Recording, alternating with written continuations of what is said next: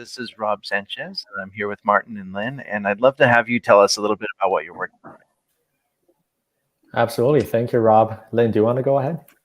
Yeah, thank you for having us. So we are in Canada, in New Brunswick, Canada. We have a wholesaling company, which is basically wholesaling real estate contracts.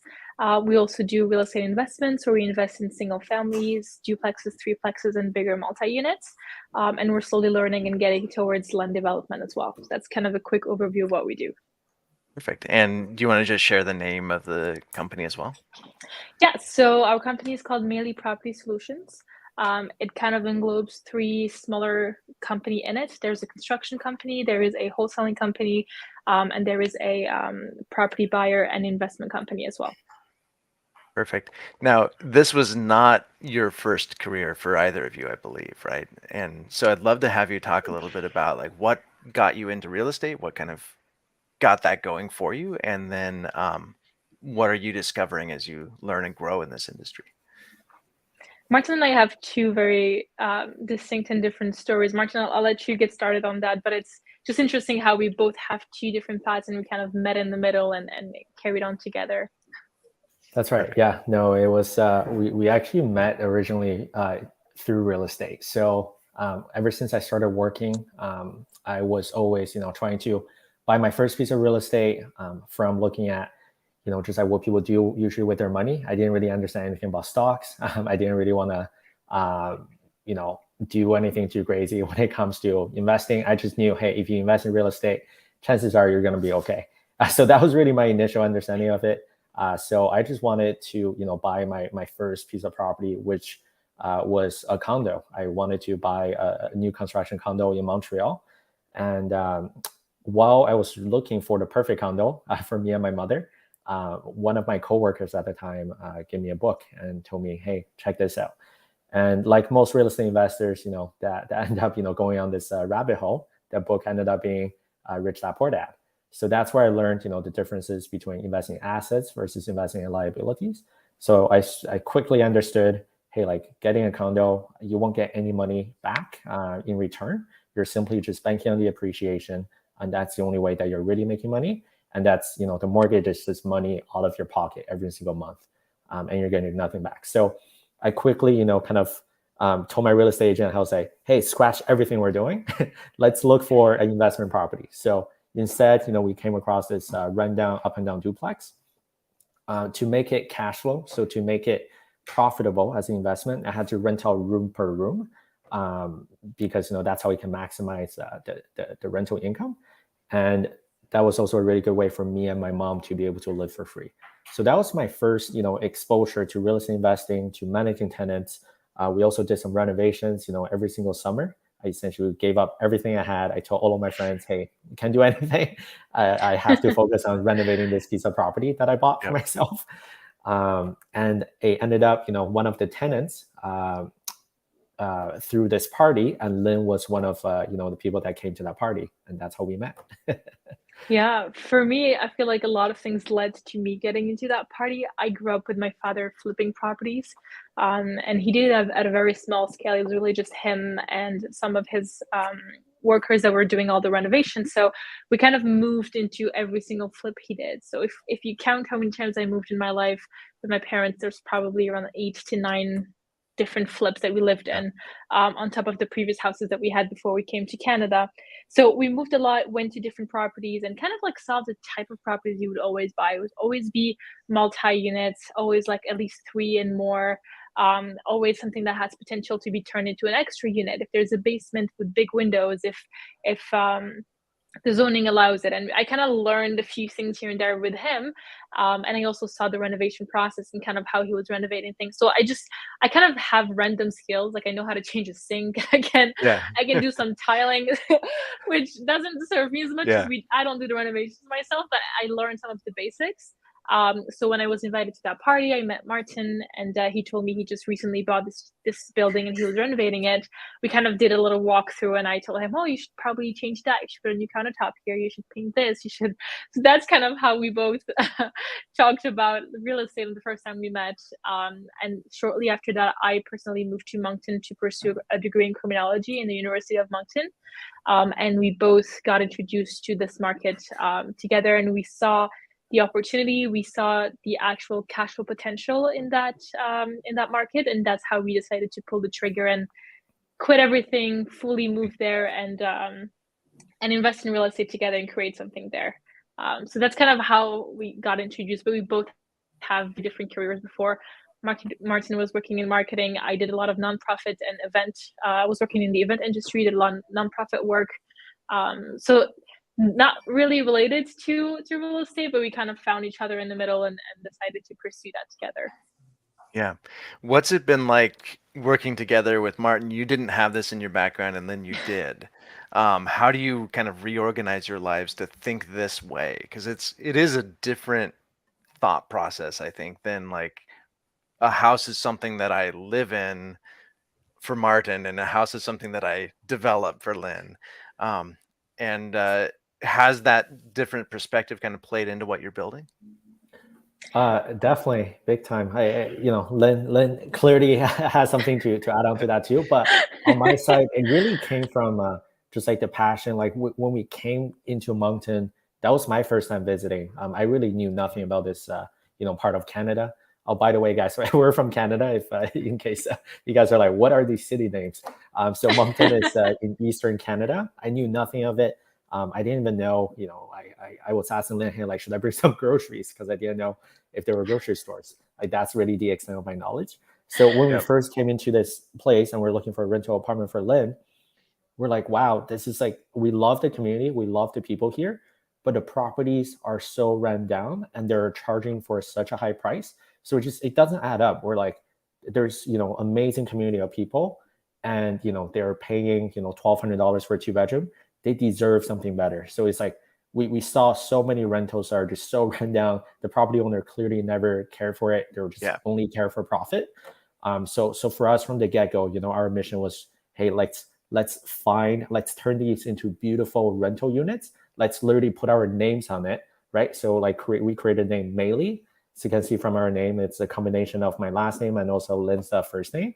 In Chinese, it also means beautiful and fruitful. So that's what we want to create. We want to create rental spaces and homes for the local community that are beautiful, that are meticulously decorated, that are also, like fully renovated. So I feel like, even though it's a drastic change, but from the get-go, our vision was very much aligned. We're like, okay, we want to create a brand of our rental units. We always renovate it the same style. We want to attract, long-term tenants. We want to charge a fair rent. And we want to also help distressed property owners that have property that's not meeting its full potential. We want to be able to, buy their property and turn it into something that, this community hasn't seen before. Yeah. So I feel for Martin and I, we kind of were both aligned in when it comes to investing in real estate. So we both read Rich Dad Poor Dad, and we understood the difference between an asset and liability. I think that's the breaking point that made us okay. We were both on the same trajectory because we knew that if you just buy a property to live in it, you're just dispersing money constantly every month to pay for it. But if you're buying an investment property, your rent compensates for your expenses and you're able to make a profit out of it. So being in a negative versus being in the positive, that's kind of where we were at. And from that point on, everything we do in our life is cash flow based. It's funny, people laugh sometimes, but we have a car and it's rented as well. So when we don't use it, it's rented. So we don't even have to pay for that car. Our house is on Airbnb right now because we're both traveling. So our house is on Airbnb and it's also generating income. Everything that we do is cash flow based. And I joke about it with Martin all the time, but eventually at some point in the future, I would like to buy a plane. But on the same side, I will want to make it cash flow to justify that purchase. So the way I see it is we can buy anything we want as long as it's not a liability. If it generates income, if it cash flows, if I don't have to get the funds from my savings to pay for it every month, then I can justify buying it. And we understood that from the beginning. So that's kind of how it was easy. I think the big adjustment was working with somebody that you're in a relationship with. It was a whole different, it's a whole different ball game, just adjusting to each other's working styles. And it was really hard at first because we barely knew each other when we started. It was 3 or 4 months in the relationship. We're already buying houses together. So adjusting to that was the hard part, but we've worked on it, and I feel like today we're better than we were when we started, but we're constantly working on that part. Yeah. I'm going into business with my wife for the second time, so I get that. Um, so yeah, it's a different level of intimacy and also stress. Yeah, But you know, like yeah, there's positives to it. One of the issues is absolutely. also that like your risk runs parallel. So, but you Oh know, if yeah. you're careful about it, it's fine. But finding that balance is the most important part. Like, when do you disconnect from work conversations and personal conversations, and how do you make sure you really separate those two things? Yeah, which mode Yeah. are we in right now? No, Yeah. definitely. I feel like Lynn is like definitely way better at me, at that. Just like finding a balance. Because for me, this is obviously our baby. Like we created this, and we were, just constantly driving towards growth. Like we had a specific vision in mind, and we're so new to this market. We're building relationships, we're finding people that we can trust, and we're finding deals to do as well, right?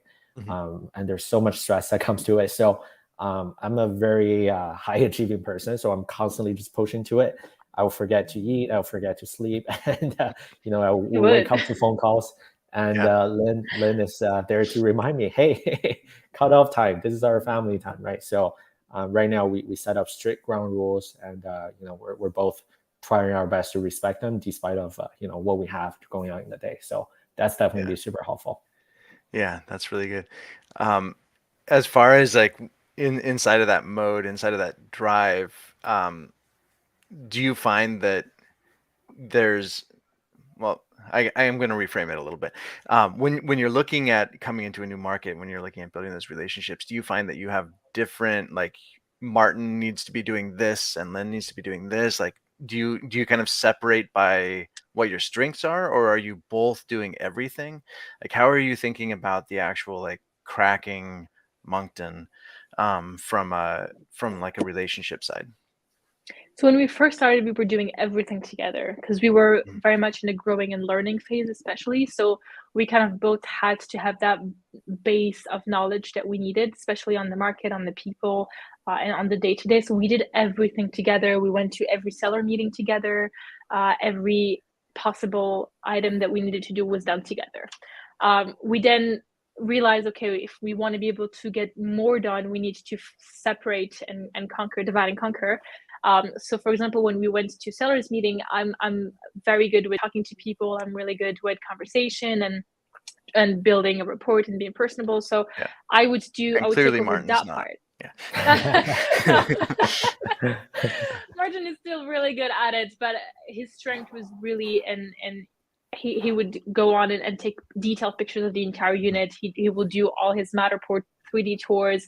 Yeah. Martin's really good with tech. He's kind of like our tech guy too, just to perpetuate a stereotype, Martin. But he would like do that. He will go take the pictures. He will do all the measurements and all of that while I talk to the seller, and then we'll together as a couple present an offer. And the people in our community is a smaller community, so they really like talking to couples, and they're like, oh, you guys are Mhm. just newlyweds that are looking to buy properties, and we think it's great. So that really helped us.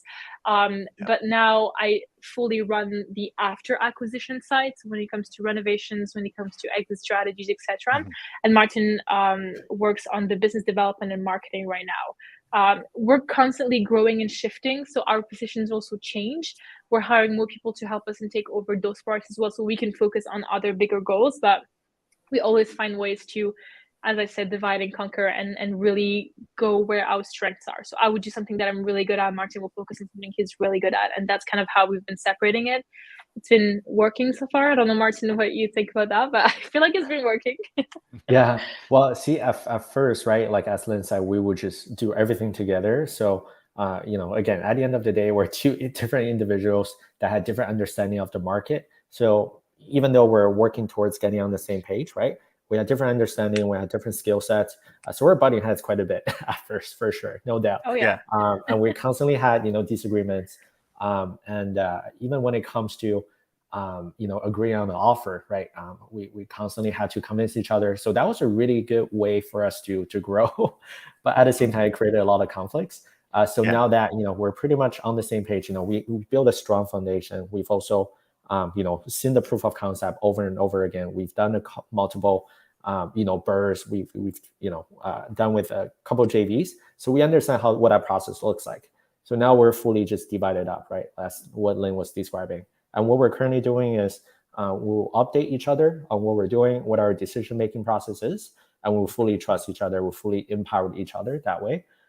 So, we're not repeating the same task, and we're dividing up and conquering. So that's great. Yeah, I think that every business, regardless of if you're in a relationship or not, there's that trust. There's that moment where it goes from being like all hands on deck to specialization. And in that moment, it's really hard. Like, I would do it this way. That's fine. I would do it 100%. That's fine. But I can't. And therefore, so it's really interesting to start being like, well, I might have done it different, but I'm going to trust. And also, I would have done it perfectly. You're going to do it 80% of the way, and it's still good enough. So it's interesting to have the extra, like, it's a relationship. But now as you grow and scale, you're going to have to do that exact same thing, but with people you don't know. Yes. So how are you thinking about like that side of it? It's a whole different kettle of wax than like, I know that I'm going to work really hard.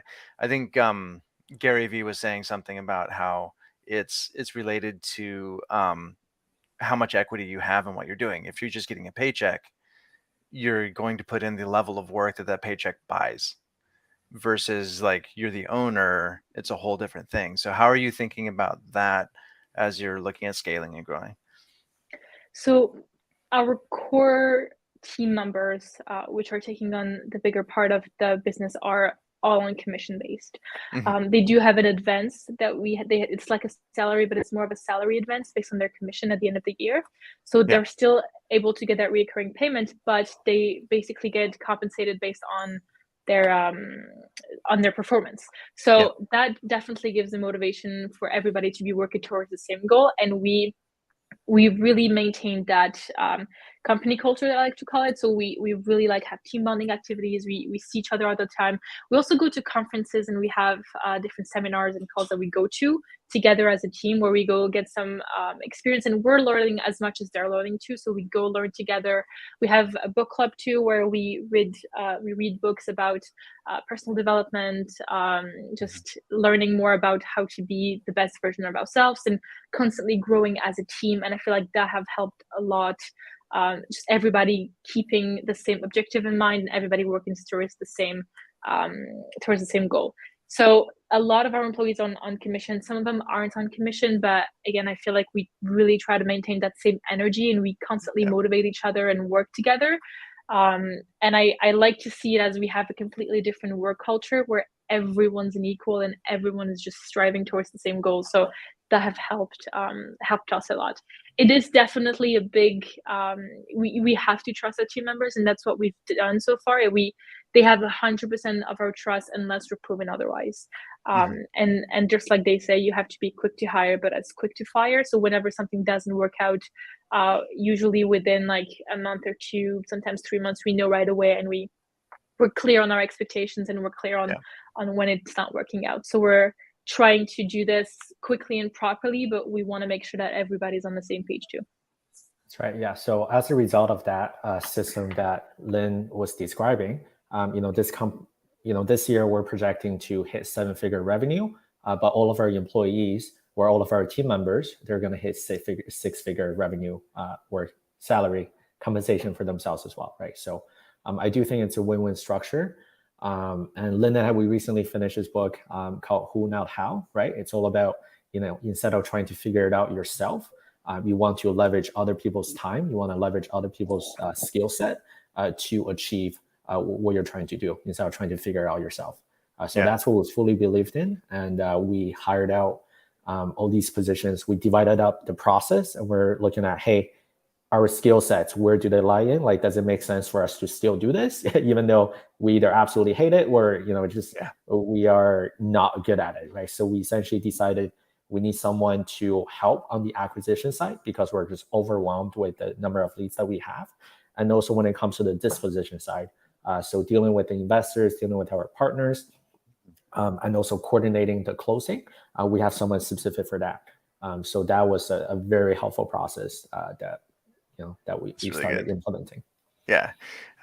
One of the issues I'm having with my wife right now is that I'm good at knocking on doors because I sold books door to door in West Virginia, and like I've seen everything, I can handle it. But like the outer calm is definitely a mask that is put on. And so it's like, okay, well, you're the door knocker because you have the experience. And it's like, I really don't ever want to do that again. Yeah. That's right. So there's that balance of like you're good at it and it slowly erodes your soul. Um, So you so also kind of have we, to see like how the way we see it is we want to focus on higher return tasks. So if we're doing something, the return needs to be higher than just like a regular salary. So we focus on the higher return task and something that we believe our skill sets are aligned with, and then the rest is what we would allocate to somebody else, or would find somebody that would take over that part. So there is definitely are we good at it? Are we not? Do we have the skills for it? Are we the best person for it? But also, is it worth our time? And is there something that's more profitable we can focus on? Or is this really what we want to be doing? So there's kind of that calculation that we do when it comes to allocating tasks to each other. Yeah. That's really good. So what's changed about your approach? So you wholesale, you BRRRR, you have JVs. Like what's changing now? And I feel like there's like almost stages, right, inside of it. So right now you're primarily in residential. You're kind of like have this mix of assets. What's kind of coming up for you, and how do you grow and develop? Yeah, Rob. That's a great question. So we definitely have phases. So at first, we position ourselves as a deal finder, right? So we set up our shop as a pawn shop for real estate. So if any distressed property owners are looking to, get out of their situation, either they're going through a divorce, or they had a family, member passed away, or they might be just having to relocate somewhere else, and going on the market doesn't make sense for them. They'll simply come to us and we'll buy it on their terms. We'll buy it cash, we'll buy it as is, without the need for any repairs, open houses, or any of the headaches that comes with, dealing with a realtor. So our messaging, we're able to get that across, Moncton, across St. John, across all the major markets. So we started it just only wholesaling. So we essentially would come across a deal, we'll try to find a buyer to buy it. So we had that, thing going on, that process going on. After about 5 or 6 deals, we realized, hey, we just wholesale this property that's that we got for $450,000, but one of our major Canadian banks appraised it for $630,000. Yeah. What are we doing here? Like we just gave that away to someone else when we could have closed on it and made our returns. There was over $100,000 worth of equity in that property, plus with specific, very minimum value add renovations, we could have went all the way up to 200,000, and we wholesaled it for 57. So we realized, okay, the math doesn't quite add up there. If we did purchase that property, did the renovations, and then refinance them later, we would have gotten a way bigger check. And that's kind of the reality check that kind of hit us in the face. Like, okay, we got to change what we're doing here. Yeah. Yeah, that's right. So we started, going on another phase where we just bought everything. So we stopped wholesaling pretty much. And it was pretty interesting to be a buyer on the list. They were probably like, hey, like I saw this number of deals coming in every single month. And then for, it was summer of 2021, they just received nothing for about a month and a half, 2 months. That was because we're just on the buying spree. We have partners from our home markets, that wanted to make moves, that wanted to gain a portfolio. So they were quite aggressive in their, buying capabilities. But again, like they're not just overbidding. That's not what they're doing, right? They understand this is a deal. Yep. and they want to buy the deals with us. And so we set up a joint venture partnership where they provide the money, they provide the qualifying power. We're the ones doing all the work. We're the ones doing the deal finding, managing Yeah. the renovation, and what comes after. So that was a very fruitful partnership, and I'm super happy we did that, because that's how you're able to generate a legacy, create a legacy, and generate generational wealth. So we ended up keeping a bunch of doors, and then we realized, hey, we're short on cash again. Like, we can't afford next month marketing. So Yeah. now, like, how we're doing things a little differently is we have a really good balance. We also set up a buying criteria. So for the properties that really make sense for us to keep, that meets the criteria, usually it's a multi-unit. It has a specific cash flow criteria, and it's in specific areas that our partners want. We usually want to hold on to them. And for the other properties that are just as great, that are just as discounted, it might not make sense for us, but usually we'll just wholesale it to another investor that's in our ecosystem. And right now, we actually recently joined another mastermind, a Canadian mastermind. It's focused on multifamily investing, because we're looking to get into the bigger commercial properties, either Yeah. commercial residential or storage facilities, industrial. All of that will require us to build a foundation, a basic understanding of how multifamily works, how syndication works, how GPLP works. So we're investing in ourselves, we're investing in our team members to level up our game. So wholesaling, we're going to continue working on that, but we're going to tap into other asset types that are more recession proof, that also generate greater returns. Yeah, that makes a lot of sense. Is Canada going through kind of the same trash fire that the US is going through right now? Are you like seeing signs of a recession coming, and what's your market like right now? So interest rates are going up in Canada too. I feel Mhm. people get scared when that happens. We're getting excited, to be honest, because we're seeing there's going to be probably, and again, it's unfortunate for those people, but there's going to be an increase in people who can no longer afford their properties, and that are going to are going to want to just dispose of the buildings. We love buying buildings that make sense, so we're really looking forward to having more opportunity to buy. So we're not really worried on that end. What we've seen in our specific market so far, prices, like properties, are still selling, and they're still selling quite high. They're going higher to what they've ever sold before. The days on the market is definitely longer than it was before. Yeah. And people are getting just a little scared when they see a financing condition, but it's still going. It's definitely going to change, and we can see probably the market cooling off even more. But we're excited. Honestly, I'm not too worried. All our properties cash flow no matter what, and they're pretty interesting and high cash flow. So we're not worried on our properties. We're just looking forward to more opportunities to buy more. Most of the professionals seem to be in that same mindset. I think the people that are getting scared are like amateur, just starting out, or people that are very responsive to the way that people feel versus like numbers driven. Well, because they always say you want to sell at the top of the market and buy at the bottom of it. If it hits the bottom, then we'll be buying. If it goes back up, then we'll probably be selling some. And we're trying to focus also on recession proof assets like storage unit, like bigger multi-unit buildings, industrial warehouses, and that kind of building. So we're going to be less and less affected by any changes in the market. But for now, honestly, we're really just excited. I'm not too worried about it. I don't know, Martin, how you feel about it.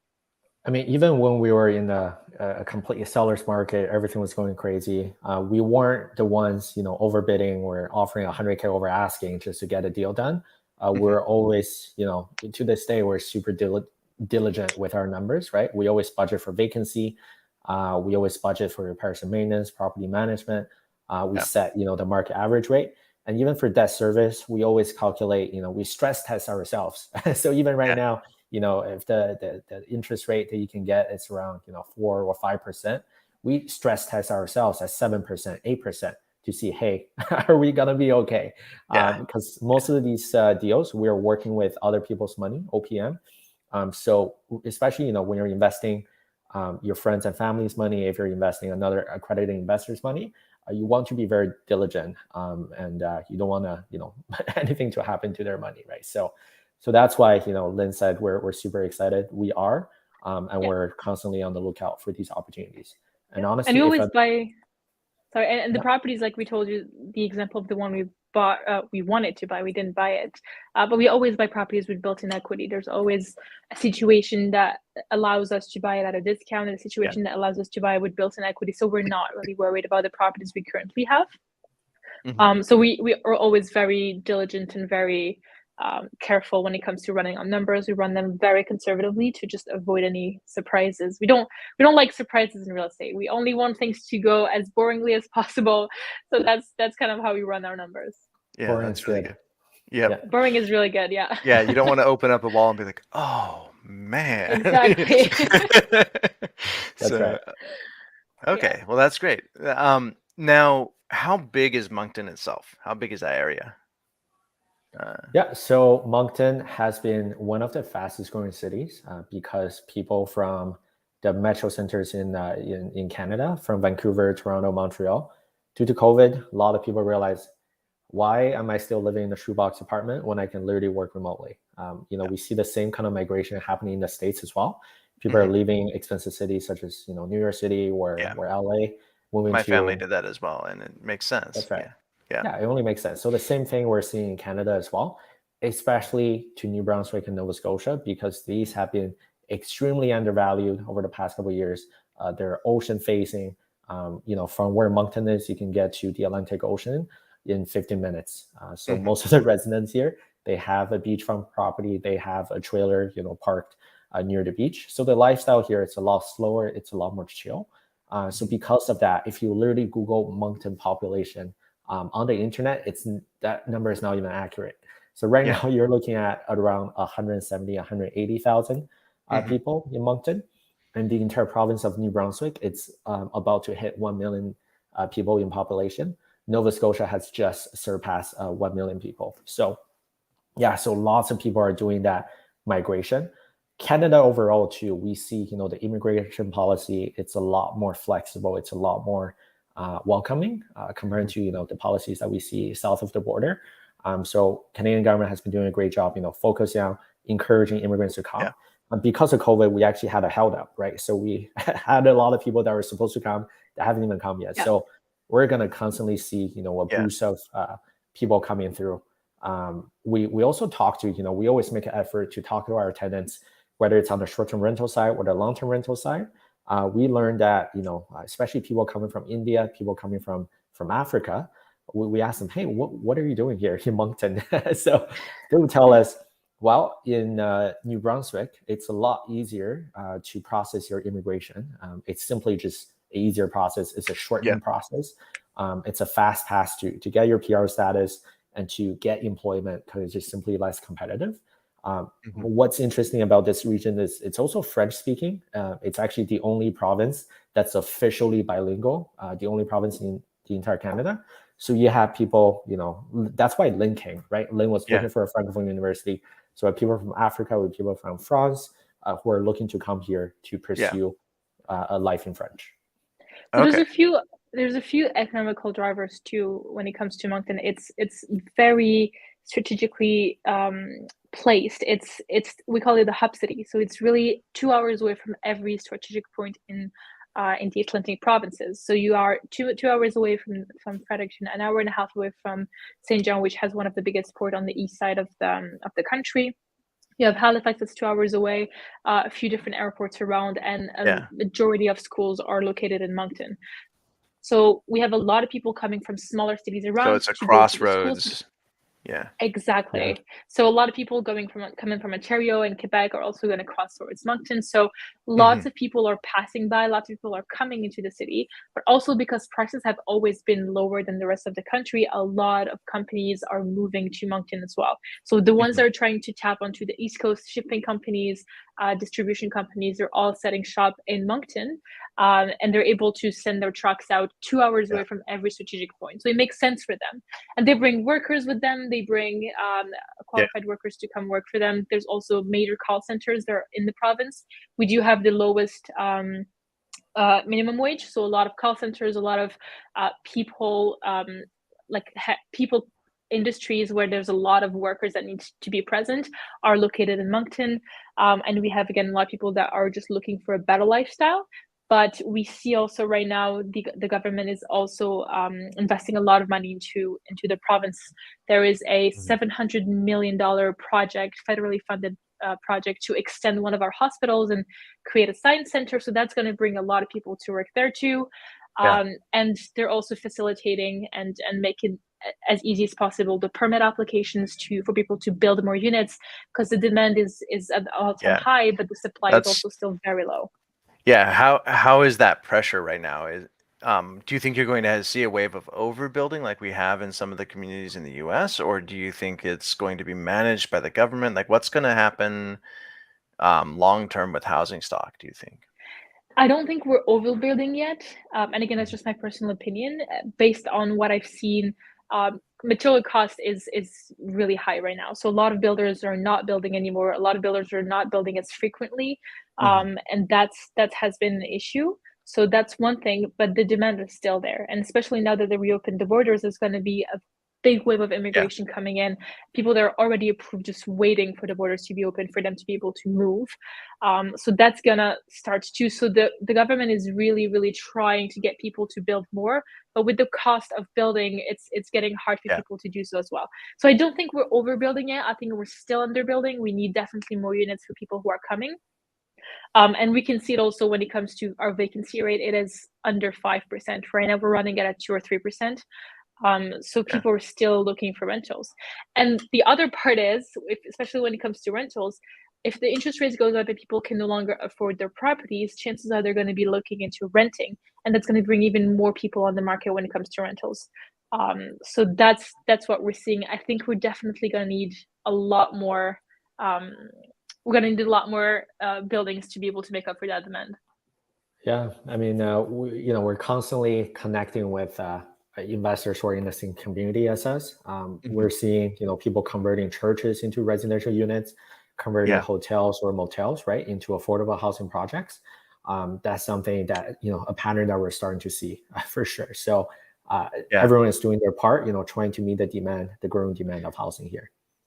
Is the government doing anything with ADUs and so accessory dwelling units and kind of opening up like basements for zoning and things like that? Are you starting to see some of that inside of the community, or is that kind of lagging behind? And what about tiny homes and that sort of thing? There's a lot of programs that are starting to raise. I'm sorry, can you not hear me? No, go ahead.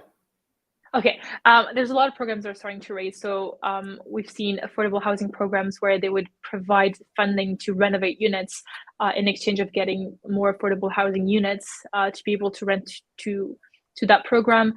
There's a lot of incentives when it comes to getting funding for different building projects and that kind of things that we're seeing. They're also a lot more flexible when it comes to zoning changes, a lot more flexible when it comes to building permits. In terms of additional dwellings, I wouldn't be able to pronounce myself on it. We haven't really done any of those, but the general climate right now is that they're encouraging and helping as much as possible. So there's a few programs raising here and there. So for ADU, in our home market, they don't allow it just yet. That's not something that they allow. But in the biggest city in Atlantic Canada, which is Halifax, it was, I think back in 2021, they were like, yes, ADU, let's do it. They realized, the potential. They saw it working out in other parts of the country and also in the US as well. So we're super excited to see, how that's going to help with our local market too when it finally passes. Now, with short-term, you had mentioned that you have some short-term, right? Are you seeing any, like in the in New York, this is where I can speak, like in New York, they just basically made it so that medium-term rentals, if you stay in a place for longer than 30 days, they have to evict you to get you out, which kind of crushes the medium-term market. And then the city by city, you're starting to have people say, well, you can only rent your place for 90 days if it's less than 30 days. So those two are starting to impact the Airbnb market. Are you seeing anything similar in Moncton right now? Well, so in Moncton, again, like the real estate prices here, the real estate market hasn't really been on fire, until in recent years, until the migration of people coming in, and also everything that happened during COVID. So the city is still doing its catch up, to be honest, right? So when it comes to, even when we're talking about the long-term tenant regulations, the protection for the tenants and the landlords, to be honest, it was quite landlord friendly, right? So a lot of tenants, their interests were not protected. So they recently updated the regulations. It was a big announcement. So essentially, before you can evict a tenant without any clause, which was obviously pretty crappy for the tenants. Wow. Yeah, it was like the Wild Wild West. And unfortunately, lots of landlords coming from other province, like they were taking advantage of that. And that made the news a couple of times, right? So the city and the provincial government finally, took response to that to make it more fair for everyone. But when it comes to the short-term rental market, I recently was on the phone with, the permit office, just getting a good idea of exactly what regulations are in place. Their response is like, hey, like as of right now, we don't really have a whole lot of complaints, either from the tenant side or even from the neighborhood, from the community. So, we're seeing that it's helping with just like the occupancy level at the hotels, because, in the summer, so many people want to come here to see the nature. So many people come here for the events, for business. All the hotels are overly booked. We're trying to plan an event right now for late August. They're saying no, like they can't help us. And that's one of the biggest hotels in downtown Moncton.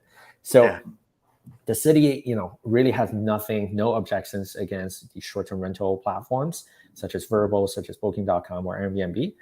So that's really their stance on it, right? So I think in the market that we're in, it's a couple of years behind compared to the New York cities of the world. So we don't have any regulations when it comes to that yet. Okay. We're getting close to the end of time, so I wanted to just check in and see, is there anything that we haven't talked about that you kind of want to cover and get out there?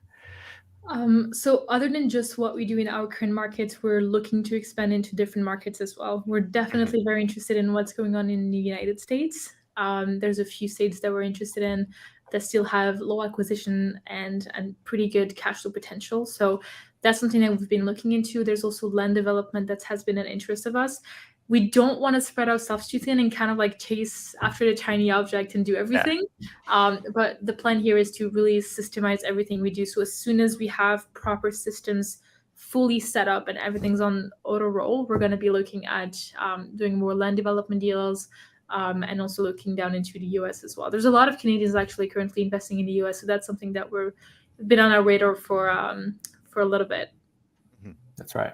On my side, I would love to just share, I understand a lot of your audience are either already working in the real estate industry or they're, very interested in the industry. So if anyone is watching this and listening to this, I definitely encourage you to start taking action, right? If you're, deciding to wait to pull the trigger, if you're waiting for the real estate prices to drop or crash, they always say, you don't want to time the market, right? It's all about timing in the market. And like the best time to join real estate is yesterday, but the next best time is right now. So if you're not taking action, right, start taking action today and really document that journey, right? We really believe in the effect of social media. That's how we're able to attract people to us. We have yet to really send out any job postings. We're trying to find people. It's like talent and people, friends of friends, they tend to attract to us because they see what we're doing on social media. So if you're looking to start either investing full-time or start a real estate, a business, or even become a realtor, honestly, just pull the trigger, right? It has a service well, but definitely do train your mindset, get the education that you need, but also document your journey to really build that credibility. And it's all about creating value, because that's really our mission, from the get-go. It's just how can we create value for our buyers? How can we create value for the community? And how can we obviously create value from the properties and turn them into profitable investments? So that's what I would like to close with on my part. There's also a lot of ways somebody can get involved into real estate, other than just buying, other than just investing yourself or using your own borrowing power.